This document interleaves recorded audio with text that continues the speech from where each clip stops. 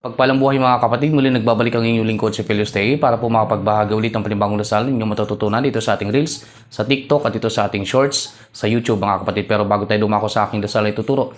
So ngayong araw ay sagradong araw po ng Martes ay January 27, 2026 mga kapatid. So mas malakas, mas mabisa po yung mga dasal kapag sagradong araw mga kapatid. So meron po tayong tawas sa papel mamaya. Kung gusto pong makita o malaman yung tsura ng gumagambala po sa inyo o nagbibigay ng sumpa po sa inyo, pwede po kayong magpatawa sa papel sa akin. At meron din po tayong ritual mamayang gabi para po sa panggagamot, pangproteksyon at pampaswerte. So mag-message lang kayong mga kapatid dun sa mga interesadong sumali. Okay? So ito naman yung ating kompletong aklat dun sa mga gustong matuto ng lihim na karunungan, gustong matutong manggamot. Ayan, ito po yung kailangan po ninyo, yung ating kompletong aklat.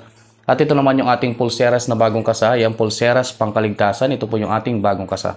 Okay? So ito naman yung ating medalyon na pangproteksyon o pangontra mga kapatid. Okay? So ito naman yung ating medalyon na pampaswerte at panghalina. Okay? So sa mga interesadong kumuha ng ating mga gamit, mag-message lang kayo direkta sa aking messenger mga kapatid. Okay, so dumako na tayo sa ating orasyon na ituturo. Yung ating orasyon na ituturo ay tungkol ito sa orasyong gayuma upang magkaayos ang dalawang mag-asawa na nagkagalit mga kapatid. Okay? So kailangan mga kapatid, bigkasin lamang yung orasyon na ito ng 3 beses, sundan ng susi ng mga susi, ihip sa inyong picture, okay? Kung may larawan kayo na magkasama kayo, pwede nyo pong ihip doon yung orasyon gabi-gabi, okay?